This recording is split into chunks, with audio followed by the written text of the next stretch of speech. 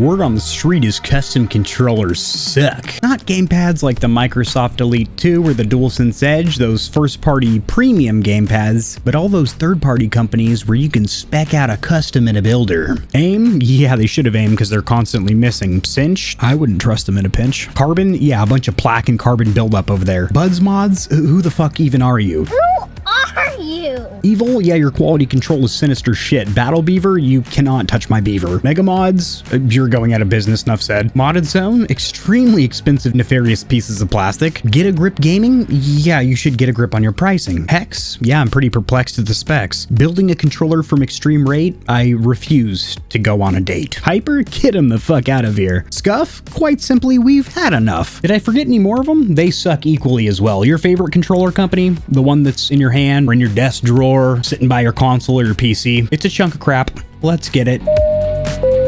This is your controller captain. We've reached 6,900 feet. Go ahead and start flicking the sticks and mollywopping the back paddles. You don't like back paddles? How about those rear buttons? We've tested almost 100 custom and premium controllers, and we're only at the beginning. You need a thumbstick guide or a tutorial on how to overclock your controller? Check out the controller playlist. Bing bong. Controller captain out. So all theatrics and satire aside from that little intro, the topic of today's controller discussion is, do all controller companies simply suck ass? We're not talking about those premium pro controllers like the Elite Series 2 or the DualSense Edge, which we're going to talk about at the end of this video, kind of saving the best for last. But we're specifically talking about all of the custom controller companies. If they've got a builder, we are talking about you, sister. And the fact that there is a lot of complaints about all of these companies in regards to long-term reliability or quality control right out of the box at some points, which, considering with the majority of these companies, you can't even get a decent gamepad until the $180, $200 mark. And that's the entry-level candy. You want extra sugar on there? You hoping to get a little gaming diabetes? You're looking at $350. That is, of course, unless you're a GamerHeaven subscriber, then you look in the description of every video because there's a shitload of exclusive discounts for my audience, which will shave off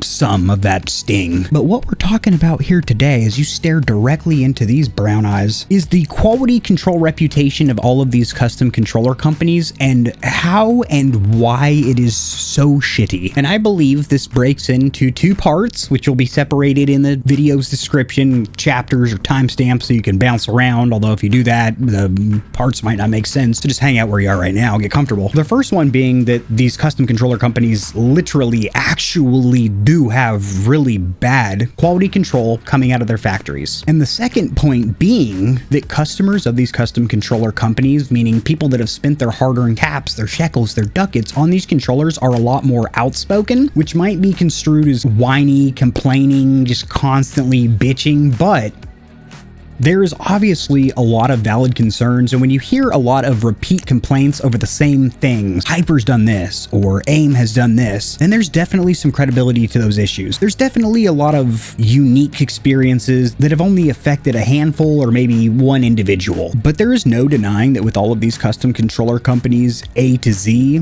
Alpha to Z, AIM to...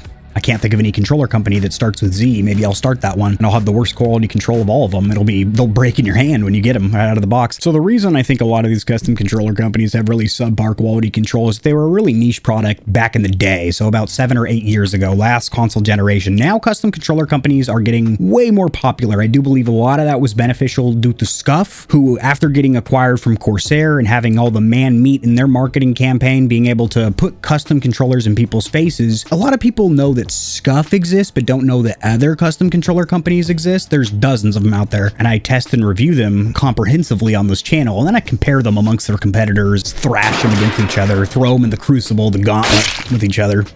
Let them duke it out for our amusement, so to speak. But during the PlayStation 4 and Xbox One era, there were a shitload of these controllers that just simply sucked. I will say pretty much all of the custom controller companies have gotten better long-term durability-wise. It seems like they're using better parts or components, but you have to keep in mind all of them start from a stock Sony, Microsoft, or Nintendo controller, and then get disassembled and customized from there. So with the DualSense and the Xbox Series controller being better than the Xbox One and PlayStation 4 DualShock 4, that's a mouthful. I could just say the PS4 controller, but come on, dude. I'm the controller captain. I gotta really give you the full regalia, the full beans. But starting with a better foundation, a better platform, better stock controllers, that's part of it. But also, like I mentioned, Scuf getting acquired by Corsair. That was huge for their quality control. And you could literally see the difference because their entire model lineup changed. They stopped selling controllers like the Vantage and introduced a new dedicated controller for each platform. The Instinct for Xbox, the Reflex for PlayStation, Switch, who the fuck really cares? When I say that, I'm sorry if you're a Nintendo fan. What I mean is your platform doesn't really benefit from pro controllers like Xbox, PlayStation, or PC. Hopefully I yanked that band-aid off pretty quick for you. Put a little Bactine on it too, so it didn't sting too much on your boo-boo. And a lot of self-made or self-incepted, I guess you could say, third-party custom controller companies like AIM and HYPR have gotten progressively better with the quality control, although HYPR, I've made 2 warning videos now, just kind of explaining the situation over there quality control-wise and how I personally can't advise anyone spending their hard-earned shekels or ducats, your hard-earned money there currently. But you see complaints very similar to HYPR from all these other custom controller companies, AIM and Carbon and Evil. And I do believe a good part of that is the fact that when you watch a YouTube review or you go to a Reddit forum, what you're going to find there is mostly people's complaints. They have gone there to complain about issues, maybe to find solutions for them or just to try and find resolutions with the company. If you're searching for a specific controller, you're probably going to hear a lot of complaints about it because people are bitching about their complaints. Less people that are happy customers are going to write up a glorious testimonial or comment about how sick their controller is. But if you've been shafted $200 by AIM or whoever the shit, you're definitely going to want to bitch about that online. And biggity bitch, these custom controller customers do. And unfortunately, I'm kind of the first line of defense for that because as somebody that actually does actively read his comment section, I see so much just toxic sludge spewed all over the controller reviews. I unbiasedly, completely subjectively, part by part, component by component review all of these custom controller companies. If there's cons, there's cons. If there's what seems like scams and bad business practices, I'm absolutely going to bring that to the attention of my audience. But I can also see when the people that buy custom controllers are just fucking whiny a little bit. Not trying to lose my audience here, but I'm trying to shoot it straight, that you do hear a lot of complaints around these custom controller companies, and a lot of times valid, and then a lot of times it's really not. Let me hit a swig of water and then tie this all together a little bit more articulately. So I guess the verdict here, what I'm trying to get at, the final point here is the only opinion that really matters with these custom controllers is wiggly finger over it. I'm just kidding. Do absolutely keep your peepers, your monocle to the streets. And if you're going to spend any amount of money on anything, but we'll say you're spending a good amount of money on a controller, watch more than one review and complain in more than one YouTube comment section. Having said that, I do think I kind of opened the door, the floodgates, if you will, for my tuchus to get ransacked with controller complaints by the fact that I actually do, I'm not anymore, but I have worked as kind of a middleman or liaison between custom controller companies and dissatisfied customers. Like, here's order number 369. Tom and Jerry or his sister Fiona bought a controller from you. What's going on? Yeah, I'm not going to be doing that anymore because it's taking out of the time that I should be creating content here on YouTube, which is my actual jobs. Keep in mind, I didn't fall into this career from grace. It was a careful life path that led me here. I did 10 years active duty military. Near the end of it, my YouTube channel was popping off and decided to transition into content creation full-time. Keyboards, mice, headsets, controllers, gaming peripherals, as well as the gaming news. And that's something that I wanted GamerHeaven, this channel, AK40 Kevin, the host, to be just infused and entwined in, but really not anymore. So no more of the working as a middleman or liaison between people that watch my YouTube reviews and custom controller companies, because that's never been my job and definitely isn't now. Like, if every YouTube tech reviewer out there like MKBHD or Austin Evans, every time someone was dissatisfied with a headset that they recommended, they were like, oh fuck, let me see if I can do something about it. We don't have time for that. We have a YouTube channel to run here. Do all custom controller companies suck? No, absolutely not. I review keyboards, mice, headsets, capture cards, monitors, etc. And the level of displeased customers on those reviews is substantially less. So again, it's a two-parter. The custom controller companies actually are pretty subpar with a little bit of their QC, but really just a lot more customers are outspoken and want their voices to be heard, and they have been. I would like you to know that they have been. I think the biggest issue with a lot of these comments and why they come off whiny and complainy as opposed to just sharing your negative experience, which I think is beneficial to everyone else in the comment section and myself, because if it's something that I've never heard of, it's a topic that I can bring up in a video, spread the word, so to speak. But a lot of them start with "don't buy from this company," or "they're an absolute scam," or just some like crazy all caps, either the whole comment or just some crazy header like "we'll bend your sister over a barrel and take your mom's left kneecap," or something like that. It's not that serious, and it's only with custom controller reviews. Like, dissatisfied customers of headsets or mice on reviews are usually like, "about a $200 mouse from Razer. The thing was broken right out of the box. Wouldn't buy from them again personally." Very useful comment. Now, if that was a custom controller review, it would have been "never buy from Razer again unless you want a flaming bag of shit on your doorstep." Bag of shit. He gonna shit when he realizes it's shit.